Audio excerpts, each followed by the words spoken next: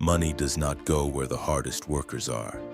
It goes where the rooms are, and most people spend their entire lives outside the door wondering why effort alone never seems to be enough. You were taught that if you work hard, stay honest, and wait your turn, opportunity eventually finds you. It is a comforting story. It is also almost entirely false. Opportunity does not drift down to the deserving. It moves through rooms, dinners, introductions, and quiet conversations that most people will never be invited to, no matter how many hours they put in. Machiavelli understood this 500 years before anyone used the word networking. He watched princes rise not because they worked harder than the peasants beneath them, but because they controlled access, information, and timing better than anyone around them. Power was never distributed by merit alone. It was distributed by who could reach the right room at the right moment and who could make themselves impossible to overlook once they got there. This is not a video about making friends. This is not motivation about being more likable or more social. This is a cold breakdown of how access actually works. The same mechanics the wealthy and the powerful use without ever explaining them out loud, because explaining them would mean sharing the advantage. Notice how rarely anyone with real access explains how they got it. Ask a wealthy man how he ended up in a certain room at a certain table on a certain deal, and you will usually get a vague answer about timing or luck. That vagueness is not modesty. It is protection. The moment a mechanism becomes public knowledge, everyone starts using it, and it stops being an advantage at all. That is exactly why most people never learn these laws from the people who benefit from them, and exactly why you are hearing them here instead. Most people are standing outside rooms full of money, opportunity, and leverage, confused about why the door never opens. It is not luck. It is not unfairness. It is that they never learned the laws that govern who gets let in and who gets left outside, watching from a distance for the rest of their life. The system depends on this confusion. It needs most people to believe the door is simply locked, rather than understanding that a specific set of moves opens it every single time. The herd keeps knocking on the front entrance for decades, mistaking exhaustion for progress, while a small number of people quietly learn the mechanics and walk in through a side hallway nobody else even noticed existed. There are 8 laws that decide this. Learn them and you stop being someone who begs at the door. You become someone the door opens for. Law number 1, become useful before you try to belong. Most people approach powerful rooms backward. They try to be liked first, hoping likability will eventually translate into opportunity. It rarely does. The people who already have access are not searching for more friends. They are searching for problems that disappear the moment they hand them to the right person. Picture 2 men trying to reach the same wealthy investor. The first spends months trying to become his friend, commenting on his posts, complimenting his taste, hoping warmth alone opens the door. The second studies the investor's business, finds a weakness in his portfolio, and arrives with a solution instead of a compliment. 10 years later, the first man is still commenting. The second man is a partner. This is not about becoming a servant. It is about understanding that value moves first and belonging follows it. The system rewards the useful and quietly forgets the pleasant. Machiavelli would tell you the fastest route into any room is carrying something the room actually needs. Usefulness is the price of admission. Everything else is just noise at the door. Think of value the way you think of water finding a crack in a wall. It does not ask permission. It does not wait to be liked. It simply moves toward the lowest point of resistance. And the lowest point of resistance in any room full of powerful people is always the problem nobody else has bothered to solve. Ask yourself honestly right now whether you are walking into rooms carrying a solution or walking in carrying nothing but hope that someone notices you. Usefulness is not a personality trait. It is a decision you make before you ever open the door. This is also why desperation is so easy to detect and so expensive once it is seen. The moment you approach someone powerful from a position of need, asking for access, asking for a favor, asking for an introduction with nothing in exchange, you lower your own value in their eyes before the conversation has even started. Every powerful person already has a line of people asking for something. What stops them mid-scroll, mid-meeting, mid-conversation is the rare person offering something instead. That reversal from asking to offering is the entire mechanism behind this law. Once you understand this, the next law becomes obvious, because usefulness alone is not enough if you hand over everything you know the moment someone asks. Law number 2. Never show your full hand. The moment people fully understand you, your leverage disappears. Most people overshare instinctively. They explain their plans, their fears, their next 5 moves, thinking transparency builds trust.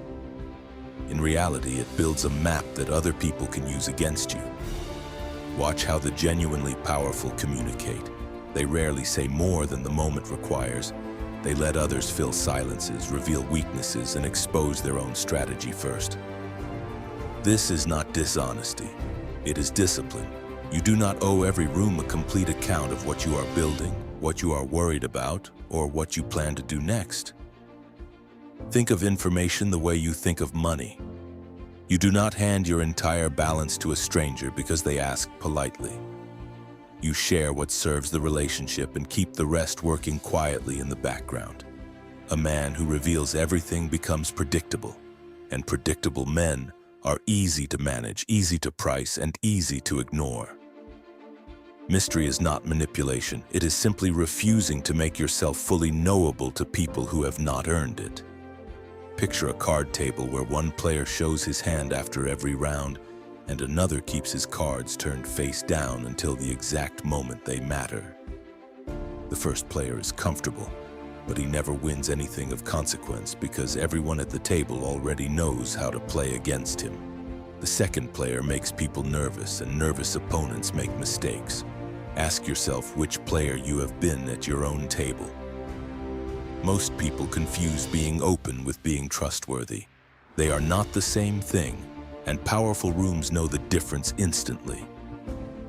Think about 2 founders pitching the same idea to the same room of investors. The first answers every question completely, walks through every weakness unprompted, and leaves nothing to curiosity. The investors nod politely and never call back because there is nothing left to wonder about. The second answers precisely what is asked, holds back the parts of the plan still being built, and leaves the room with more questions than answers. That second founder gets the follow-up call, because uncertainty about upside is far more compelling than certainty about a fully exposed plan. Controlled information is not secrecy for its own sake. It is what keeps a room curious enough to lean in. But knowing when to stay quiet only matters if you also know which door to walk through in the first place, because most people are trying the wrong entrance entirely. Law number 3, enter through the room nobody is guarding. Every powerful person has a front door, and it is heavily defended. Assistants, screening calls, layers of people whose entire job is to say no on someone else's behalf. Most people throw themselves at that front door for years and call the rejection bad luck. The room nobody is guarding is the one surrounding the person you actually want to reach. Their business partners, their old colleagues, the people who handle their smaller, less protected projects. These are the side entrances, and they are almost always open because nobody else is bothering to walk through them. Imagine a man trying to reach a powerful publisher directly for 2 years, sending message after message into silence. Now imagine another man who instead builds a real relationship with a mid-level editor at that same company, becomes genuinely useful to her work, and finds himself introduced to the publisher within a single dinner. One fought the front gate, The other built a name inside the walls before ever needing to knock. Patience used strategically beats force every time. Stop demanding the main entrance. Start becoming familiar in the rooms next door to it. Every powerful person is surrounded by an entire ecosystem of overlooked people. An assistant nobody flatters. A junior partner nobody remembers. An old friend nobody bothers to stay in touch with once they stopped being useful on paper. Most people ignore this ecosystem completely, treating it as beneath their ambition, when it is in fact the entire map to the room they actually want. Build real relationships there, not transactional ones, and your name starts appearing in conversations long before you ever walk in yourself. By the time you finally meet the person at the center, you are no longer a stranger asking for a favor. You are already known. This requires a kind of patience most ambitious people never build, because the side door does not open on your timeline. It opens on its own. The impatient man treats every unanswered message as proof the whole plan failed and quits after a handful of attempts. The strategic man understands he is not trying to force one dramatic entrance. He is trying to become a familiar name inside a world that currently does not know him at all. Familiarity compounds quietly, the same way capital does, and one day the door opens not because you finally knocked hard enough, but because you were never really a stranger to begin with. Once you are inside any room, the next law determines whether people actually want you to stay.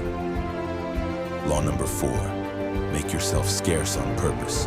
Constant availability quietly destroys your value.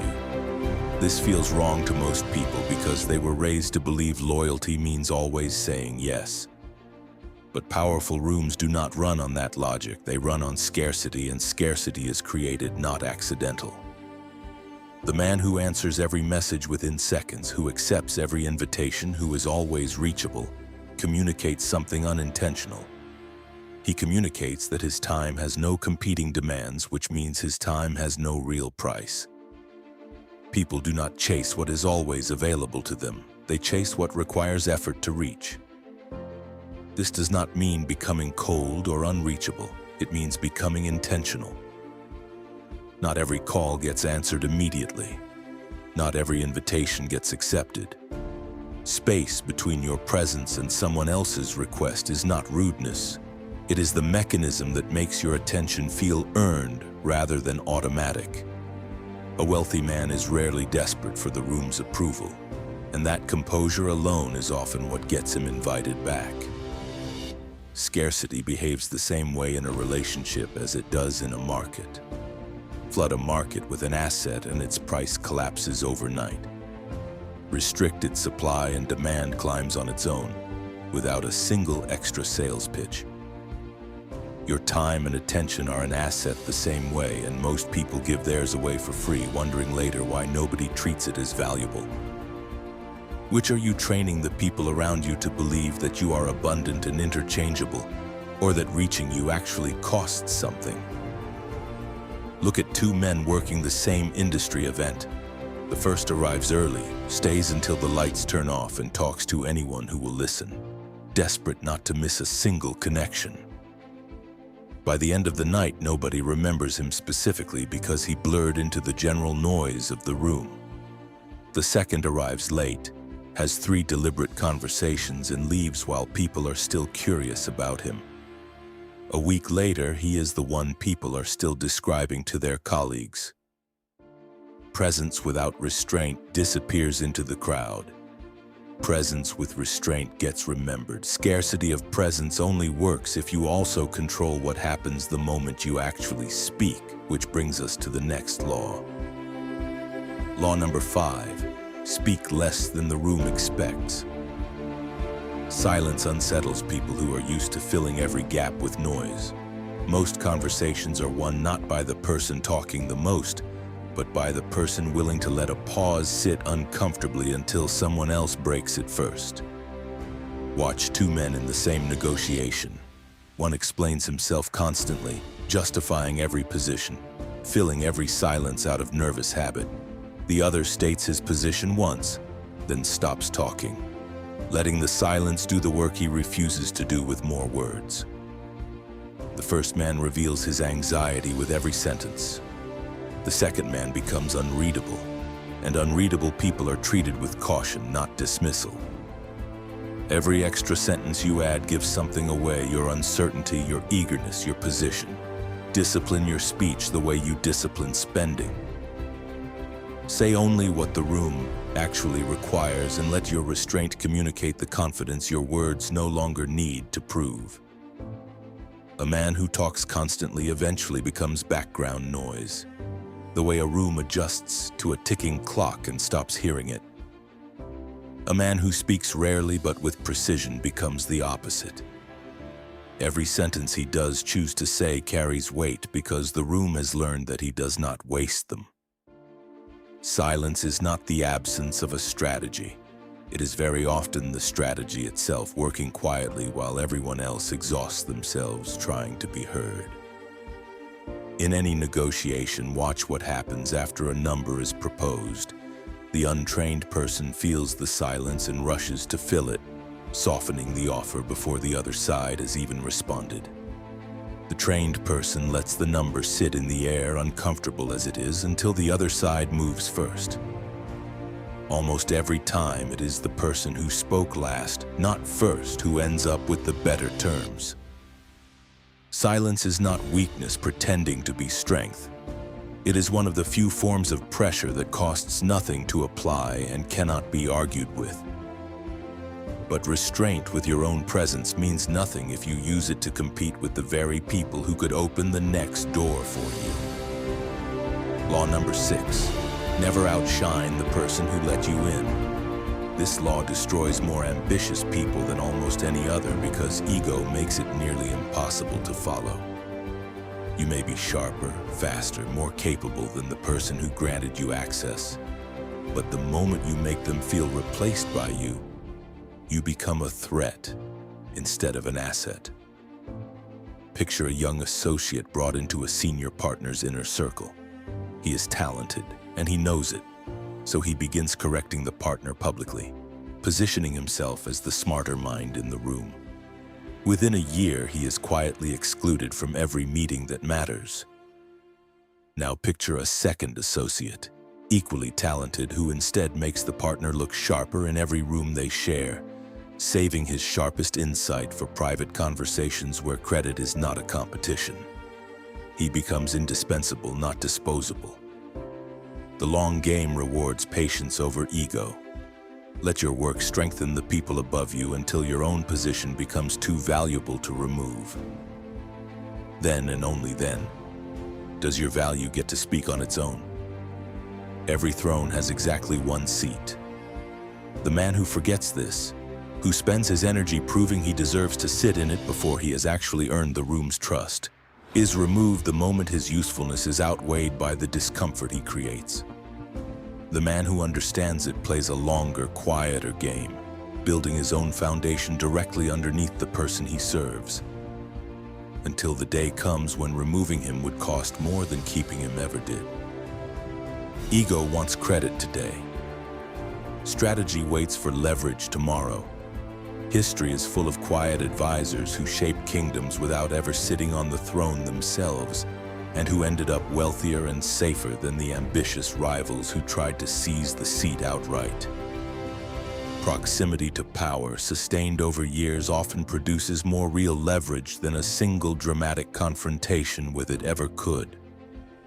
Protect the ego of the person holding the door open for you until your own position no longer needs their permission to exist, and only then let your work speak fully in your own name. None of these laws matter, though, if the very foundation beneath them, your name, is allowed to erode. Law number 7, guard your name like it is capital, because it is. You can lose money and rebuild it. You can lose an opportunity and create another one. But once your reputation collapses, almost nothing rebuilds it at the same speed. In rooms built on trust and access, your name arrives before you do. People decide how to treat you based on what they have already heard, long before you say a single word. A wealthy man understands this instinctively. He treats consistency, discretion, and reliability as assets to be protected, the same way he protects any other form of capital. A single careless outburst, one public betrayal of trust, one moment of visible desperation can undo years of carefully built credibility. Meanwhile, the same qualities compound quietly in your favor the longer you maintain them. Exactly the way money compounds when it is left alone to grow. Weak men wait for their reputation to be attacked and hope it repairs itself in silence. It rarely does. Perception moves faster than truth ever will, and by the time a fact is corrected, the story has already made its way through every room that matters. Strategic men address damage quickly, deliberately, and without emotion, the same way they would handle a leak in an asset they actually cared about protecting. Ask yourself honestly whether you have been treating your name like currency or like something that will simply take care of itself. Consider two business partners who each lose a deal under difficult circumstances. The first spends the following weeks quietly blaming the other side to anyone who will listen, trying to protect his ego at the cost of his composure. The second says almost nothing, closes the matter cleanly, and moves immediately to his next project. A year later, it is the second man who gets called first when a new opportunity opens because the room remembers steadiness, not noise. Reputation is built less in the moments you succeed than in the moments you lose something and still manage to look unshaken. Protect your name the way you would protect your largest asset, because in every room that matters, that is precisely what it is. And once your name is protected, the final law decides how you actually ask for anything at all. Law number 8, offer advantage, never ask for mercy. This is the coldest truth about how rooms of power actually operate. People do not act primarily out of sympathy. They act out of self-interest, and pretending otherwise is the single most common reason ambitious people fail to gain access they were otherwise qualified for. Most people approach powerful rooms explaining why they deserve help, why their situation is difficult, why someone should feel sorry for their position. This rarely works because the room is not asking whether you deserve sympathy. It is asking what it gains by helping you. The man who says, "Give me a chance," is easy to forget. The man who says, "Here is what this room gains by including me," is remembered and often rewarded. Stop approaching access from need. Start approaching it from value. If you want an introduction, explain the advantage you create for the person introducing you. If you want an opportunity, show the upside it creates for the person granting it. This single shift from asking for mercy to offering advantage changes how every room in this list responds to you. Even generosity looked at closely is rarely pure. People help because it strengthens their own image, builds loyalty they can later draw on, or simply makes them feel powerful in the moment of giving. That is not cynicism. It is just how incentives actually move through human beings, whether anyone admits it out loud or not. Once you accept this, you stop wasting energy on appeals to fairness or pity, and you start building offers that a room has an actual reason to say yes to. The weak ask for mercy. The strategic offer opportunity. Only one of those gets remembered. Compare two men asking the same landlord for a break on a struggling storefront lease. The first explains how hard the year has been, how much he needs the extra time, how unfair the market has become. The landlord hears this story every month from someone else and feels nothing new. The second walks in and explains exactly how staying open through the slow season protects the landlord's own occupancy numbers, foot traffic, and property value. He gets the extension not because his need was greater, but because his request came wrapped in someone else's benefit instead of his own hardship. None of these 8 laws work in isolation, and none of them are about becoming manipulative or cold. They are about understanding that access is not handed out randomly. It is extended to people who have made themselves useful, unreadable, patient, scarce, quiet, generous toward the people above them, protective of their own name, and focused on advantage instead of sympathy. Most people will read this list once and forget it by tomorrow. A small number will start applying even 2 or 3 of these laws deliberately, and within a year, find themselves standing in rooms they used to only read about.